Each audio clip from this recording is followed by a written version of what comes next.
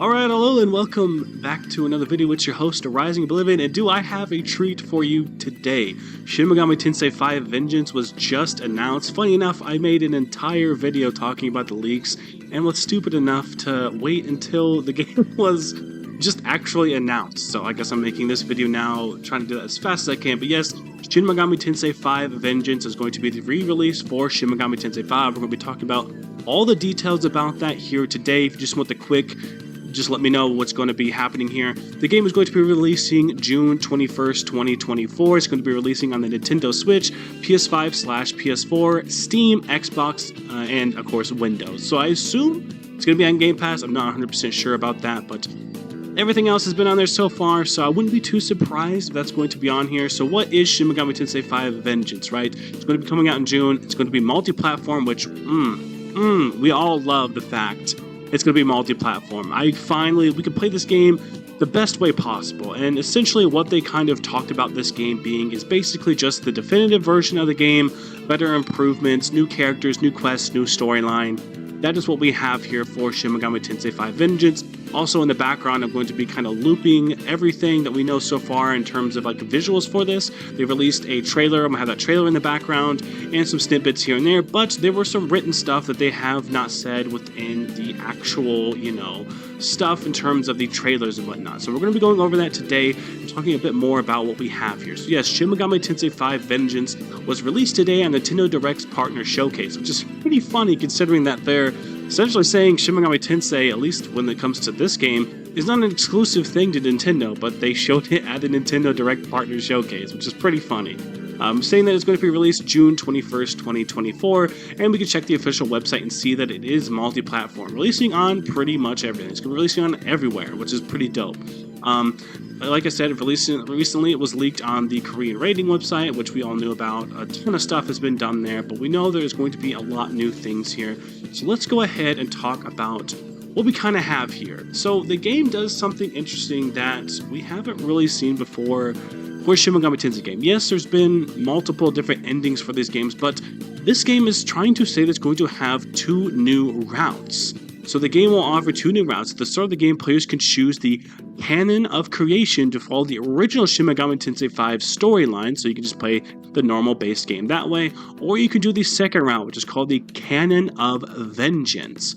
Well, we'll follow the same storyline, but with significant changes in the middle and the later stages of the game. So it seems like similar to, what we have with other games. Obviously, you have the base game, then you have, the re-release, which adds all this new content.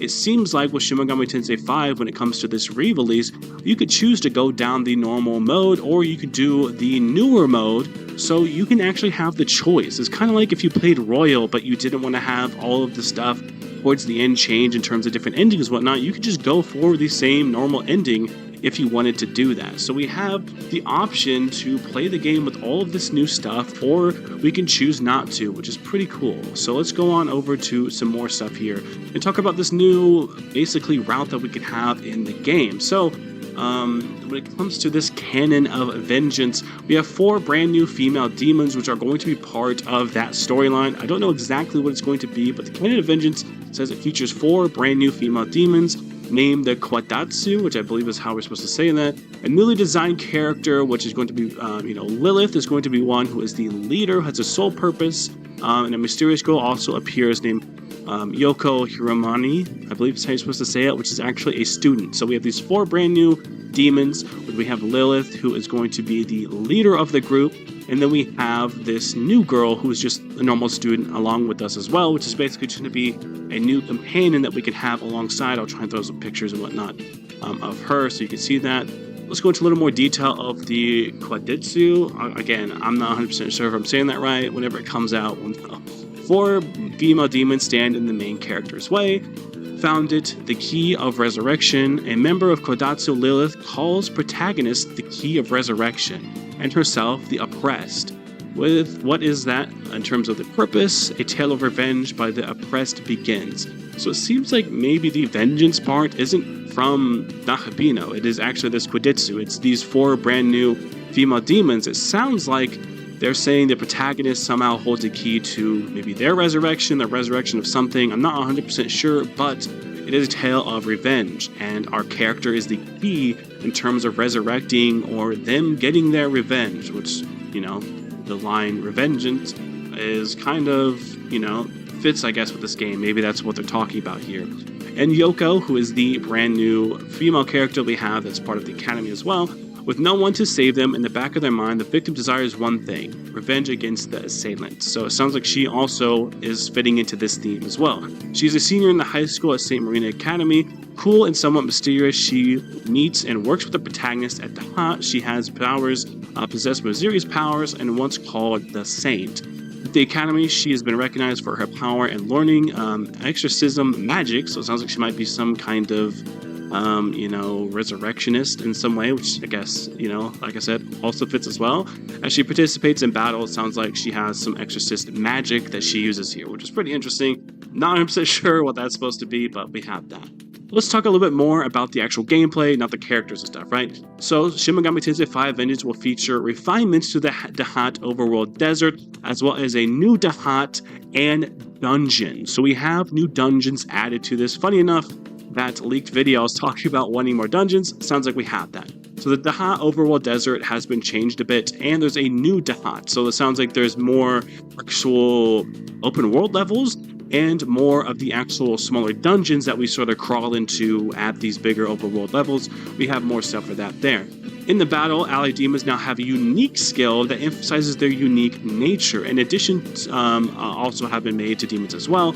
Players can also enable and interact with their allied demons. So it sounds like there's more focus on the actual demons that we can find that we can have join our squad. And depending on their nature, they have a better emphasis on their unique skills. So maybe depending on their nature, they can do some smaller quirks, it sounds like. I'm not 100% sure. There wasn't really anything in terms of nature in the base game. It sounds like now they're trying to make the demons have a little bit more of a uniqueness when it comes to their nature and kind of what they can do.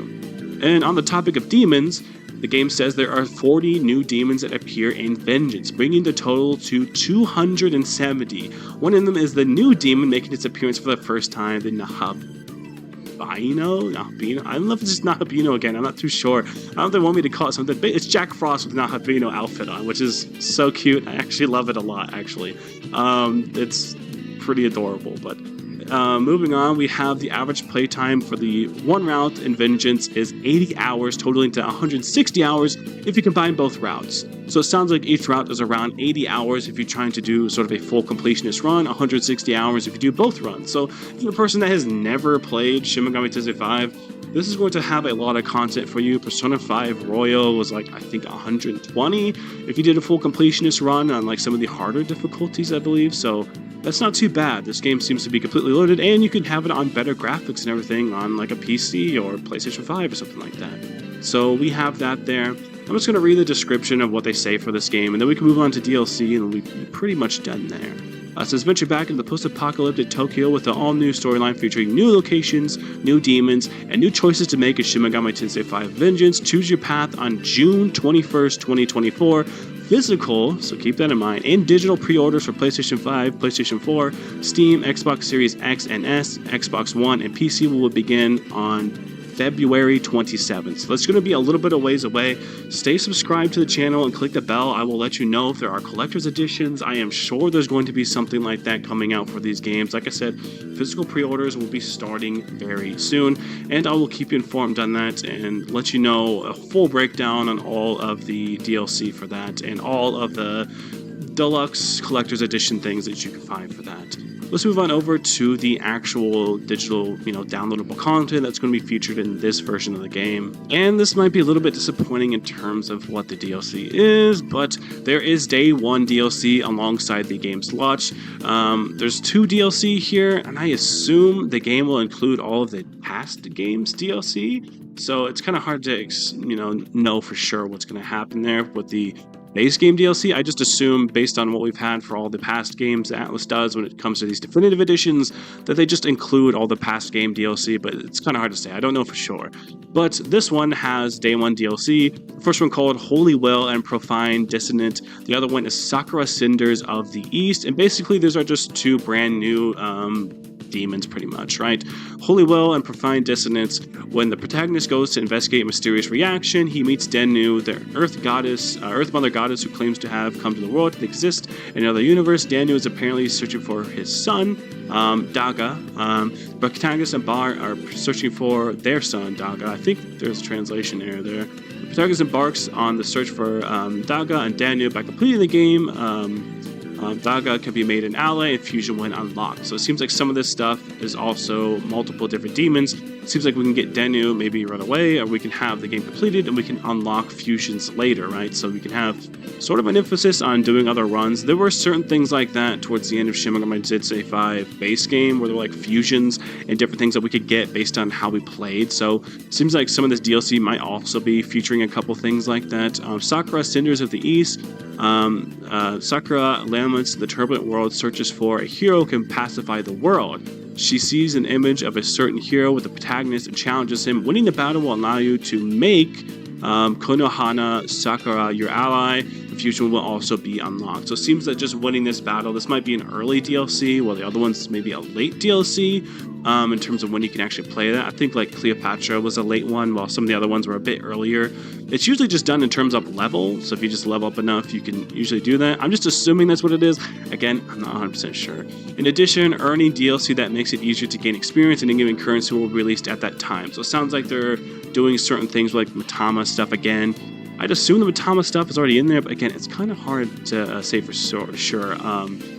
They say here that the DLC released for the first game will be included in the base game, but I'm not 100% sure how it's going to be implemented, how it's going to be done when it comes to Vengeance. So we'll get Cleopatra and those other demons, but it's hard to say exactly what we'll be doing for sure. So I want to emphasize on that. We do get all the DLC from the last game. I'm just not 100% sure how it's going to be implemented or how it's going to be done, but that's going to be it for now, guys. Please like, comment, subscribe for more content. As always, thank you so much for watching. Click the bell to be notified whenever those collector's editions comes out, and I will be sure to cover them. But that's going to be it for now. See you later.